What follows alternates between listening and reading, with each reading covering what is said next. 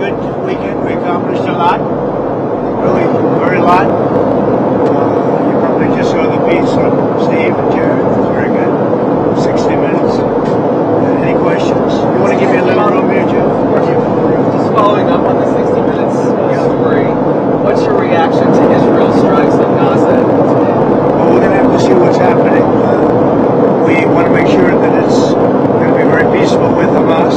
As you know, they've been quite rambunctious. They've been doing some shooting, and we think maybe the leadership isn't involved in some rebels within. But either way, it's going to be handled properly. It's going to be handled toughly, but properly. Is the ceasefire still in place? Yeah, it is. Mr. President, on Colombia, Senator Graham. The country of Colombia. The country of Colombia. Senator Graham tweeted that you would be imposing tariffs on the country either today or tomorrow. Can you give any details as to how much those tariffs might be? Well, I what we can expect? read the statement of Senator Graham, and it's correct. I was with him today. We were working today, and I read his statement, and it's correct. But how much the tariff rate? Do you have a rate in mind? I'll let you know tomorrow. Tomorrow it will be announced? Yeah. Jay Jones has repeatedly said that he went in Virginia that he... Who said what? Jay Jones in Virginia. Jay Jones, you mean the one that wanted to kill somebody's children yes, and kill somebody? You mean the animal that wanted to kill somebody? Yeah, he who said should not be allowed to be running for that office? Yeah, he said he can't wait to see you in court. I'm wondering if you have a response and if you're considering getting involved in that race. Well, what is he saying? He said in the debate on Thursday night that he can't wait to sue your administration and see you in court. No, he's a third-rate intellect. He's a guy who, I've never seen anybody say what he said. That he wanted to kill his opponent's children, he wanted to kill his opponent. No, I can't imagine anybody voting for Jay Jones. Look, you would think he's totally discredited. I would think he wouldn't even be allowed to do that. Anybody would be put in prison for what he said. So he can join the long list of attorney generals that have been suing and losing. But the people of this country want law, they want order, they want safety. They don't want to be mugged or raped or shot, and that's what we provide. We have tremendous numbers also. You see the crime numbers are coming way down, way down. Then you take a look at a place like Washington, D.C., which is now one of the safest cities in the country. It's one of the worst cities, most dangerous cities. We moved out 1,700 career criminals and people that came here through Biden and his open border policy. And Washington, D.C. is now one of the safest cities, and Memphis is doing fantastically also. We went in there a week ago, and there's a bumpy flight. I better say that, otherwise they'll say, what's wrong with the president? There's a bumpy flight. But Memphis is doing really well. I think that Chicago will do very well. We're going to go into San Francisco at some point in the not-too-distant future and make that a great city again. It can only be a great city if it doesn't have crime. If it has crime, it can't be a great city. A question on Colombia. Are you concerned that if aid is cut to Colombia, that would undermine Colombia's fight against drugs? A lot of U.S. aid. They don't have a fight against drugs. They make drugs. They refine drugs. They make cocaine. They have cocaine factories. They have no fight against drugs. And I'm stopping all payments to Colombia because they don't have anything to do with their fight against drugs. And in fact, even when they had better presidents than they have right now, that's how they're making a lot of money, drugs. I used to complain about it when they had a very nice president, but he wasn't good. It was all talk. They are a drug manufacturing machine, Colombia, and we're not going to be part of it. So we're going to drop all money that we're giving to them. It has nothing to do with them stopping drug production. And you look at the fields are loaded up with drugs, and they refine the drugs, and they make tremendous amounts of cocaine, and they send it all over the world, and they destroy families. No, Colombia is out of control, and now they have the worst president they've ever had. He's a lunatic who's got a lot of problems, mental problems. One more question on Colombia. The Colombian president says that the U.S. killed an innocent Colombian fisherman in one of the strikes. Yeah, they said that when we shot down a submarine, that they were just fishing. This is a submarine. This was a submarine that was meant, by the way, this was a submarine that was meant for one reason and made for one reason, to carry massive amounts of drugs. Yeah, he agrees with that, but that's not the right strike that he's talking about. He's talking about a previous strike. Mr. President, on the shutdown, do you want to see the premium tax credits extended if the Democrats vote to reopen the government? Let me just tell you that there'll be no money given toward their crazy escalation of giving money to illegal aliens that came into the country totally illegally. I mean, they came in illegally. They want to spend 1.5 trillion with a T, trillion dollars, giving it to people that came into the country illegally. They shouldn't have come in. In fact, one of the reasons they came in was to get this money. And California is a big culprit. I mean, California, they're out of control. And we're not going to pay California all of that money that they're giving away illegally. That's another thing. Between California and Colombia, there's not that much difference. We're not going to be making those payments. Just to follow up to that, sorry, a July survey Who are by you with, Liz? the Washington Post. A July survey by your pollster, Tony Fabrizio, found that 72% of voters across political parties like the ACA tax credits. Are you worried that you might get blamed if you don't help get those through? Well, we want to have great health care, so we'll do whatever we can do to have great health care. But the Democrats want to destroy all health care because they want to give $1.5 trillion of this money, and they want additional money to go to people that came into our country illegally. Many of them are from prisons and mental institutions, and we're not going to destroy our health care for the Democrats. Mr. President, there were reports, and you even mentioned that in a recent phone call with Prime Minister Modi, and that Modi had said his country would stop purchases of Russian oil. Yeah, he's going to stop purchasing. But India said that they were not aware. Well, then they're going to just keep paying a lot of tariffs. Did you have the if phone they said call, that, but or? I don't believe they said that. No, I spoke with Prime Minister Modi of India, and he said he's not going to be doing the Russian oil thing. So that's it. But why would India say that they're not going to do it? I don't know, but if they want to say that, then they'll just continue to pay massive tariffs, and they don't want to do that. Following up on Friday, you said you had a cordial meeting with President Zelensky. During that meeting, did you tell him he needed to cede all of the Donbass region to Russia? No, we never discussed it. We think that what they should do is just stop at the lines where they are, the battle lines. You have a battle line right now. And the rest is very tough to negotiate. If you're going to say, you take this, we take that, there's so many different permutations. So what I say is they should stop right now at the battle lines. Go home, stop killing people, and be done. What do you think should happen with the Donbass region? Let it be cut the way it is. It's cut up right now. I think 78% of the land is already taken by Russia. You leave it the way it is right now. They can negotiate something later on down the line. But I said cut and stop at the battle line. Go home. Stop fighting. Stop killing people. What do you think of Mamdani's photo with the 93 World Trade Center bombing? Yeah, no, it's a shame.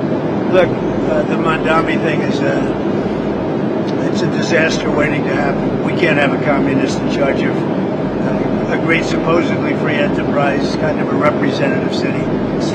So I think if you have a communist mayor, I think it's going to be very tough for him and for the city. Do you think he should oppose something like this so close to the election? Oh, I think it's a shame that particular man is endorsing him and very friendly with him. You can see there's a relationship. Mr. President, He blew up the World Trade Center, right? And Mr. President, Didn't the man you're talking about blow up the World Trade Center? And he's friends with Mamdani? Mr. President, sticking with New York City, you've talked about the Hudson River Tunnel, the infrastructure project. So you said that the funding has been terminated, but folks in New York have said that it's not terminated. So where does that stand? Well, as of now, it's terminated, and that's up to me. And as of now, it's terminated, and it's terminated because the Democrats are so foolish what they've done to the country. I mean, we have the hottest country in the world. There's no country even close, and they just want to do this. There's nothing for them to do. All they have to do is just say, let everything continue. And I will say a lot of Democrats want this to get over. So the administration right now is not sending funding? Right now, there is no funding because it's up to me. What is your response to the protests? Who are you with? I'm with the AP. With AP? What's your response to the protests over the weekend, the No Kings protests on Saturday? I think it's a joke. I looked at the people. They're not representative of this country. And I looked at all the brand new signs paid for, I guess it was paid for by Soros and other radical left lunatics. It looks like it was. We're checking it out. The demonstrations were very small, very ineffective, and the people were whacked out. When you look at those people, those are not representative of the people of our country. Mr. President, besides San Francisco... And by the way, I'm not a king. I'm not a king. I work my ass off to make our country great. That's all it is. I'm not a king at all. Besides San Francisco, are there other cities you're actively looking at for the National Guard right now? Yeah. What about it? I'm National Guard to be very successful in Memphis. You can see the numbers are falling like rocks. Washington, D.C., Chicago is getting better, even though we're going through a lot. And, you know, we're trying to do it in a very nice way. I'm allowed, as you know, as president, like 50% of the presidents have used the Insurrection Act. They can use that. And everybody agrees you're allowed to use that, and there's no more court cases, there's no more anything. We're trying to do it in a nicer manner, but we can always use the Insurrection Act if we want. I mean, you take a look in the past, one in particular president used it 28 times during the course of a presidency. So we're allowed to do that. We thought we could do it in a very nice way. All we want to do is have safe cities. We're not looking for anything that would be spectacular other than crime-free become spectacular. We want to have great crime-free cities. So I'd be allowed to use, if I wanted, the Insurrection Act, and then all of this nonsense would go away. You have the absolute right. It's the strongest power a president has, and you have the absolute right to do it. We wanted to go this route, but we get sued every time you look at somebody. You look at somebody the wrong way, and you end up getting sued. We just want no crime. We want to have crime-free cities. That's not a big, I mean, it's pretty common sense, I think, but that's all I want is crime-free cities. I campaigned on it. It's become, I think, even more successful than we thought because of the tremendous success that we had literally in 12 days in Washington, D.C., and it continues. But Washington, D.C., we're so proud of it. People are eating in their restaurants. Restaurants are opening. All the stores and restaurants were closing. You couldn't walk down the street without being mugged or worse. And now it's a safe city. I mean, it's considered a very safe city. And it's safe because we took 1,700 people out of there and brought them back to where they came from. Yeah. You said you're going to South Korea and that's to meet with China. I am. That's right. Can you tell us more about your goals for your trip to Asia? Where else you may be going? I have a very good relationship with President Xi of China. We're having disputes on things. They're paying us a lot of money, tremendous amount of money in tariffs, and they'd probably like to have it be less, and we'll work on that, but they have to give us some things too. Right now, China's paying a tremendous amount of money in tariffs, like they've never paid before. You know, they paid a lot during my first administration, my first term. Now they're paying an unbelievable amount of money to the United States. They probably can't pay that much, and I'm okay with that. We can lower that, but they have to do things for us too. It's no longer a one-way street. What would you lower it to, do you think?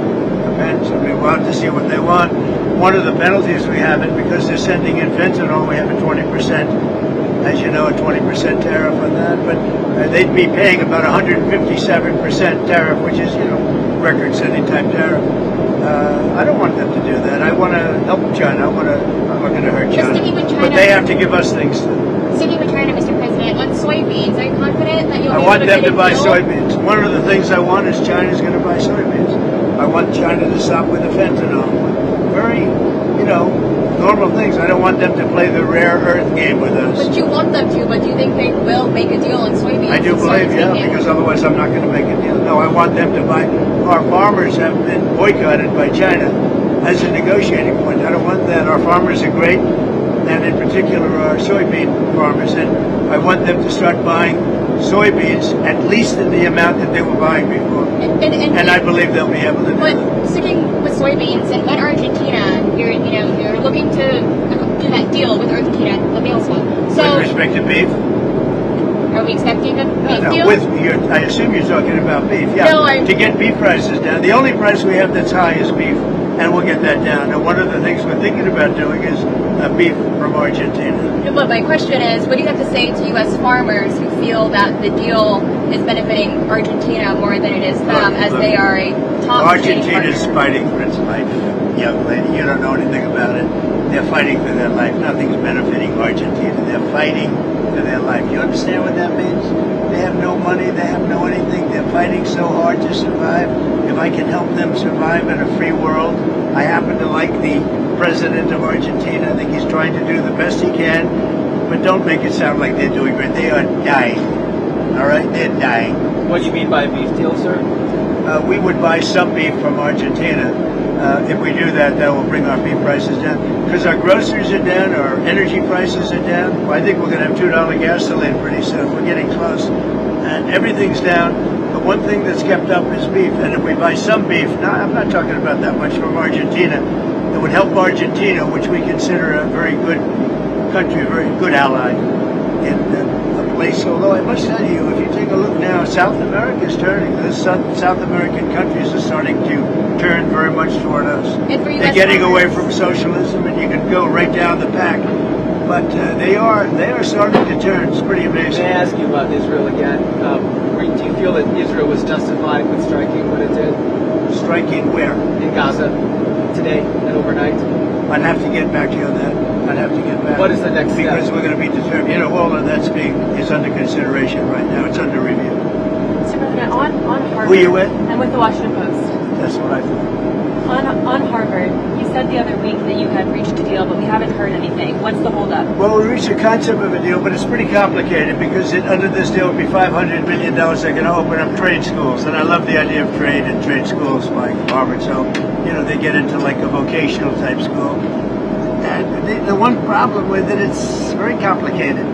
You know, when do they start? How do they start? Who do they use? You know, there's 1,000 different things, and we may just charge them a fine, big fine, $500 million fine. Mr. President, And they won't do it again. And if they do, we'll have to just charge them another fine. you haven't weighed in on the Virginia gubernatorial race that's in a few weeks. Do you plan to endorse the lieutenant Well, governor? I think the Republican candidate is very good, and I think she should win because the Democrat candidate's a disaster. So I haven't been too much involved in Virginia. I love the state. I did very well in the state.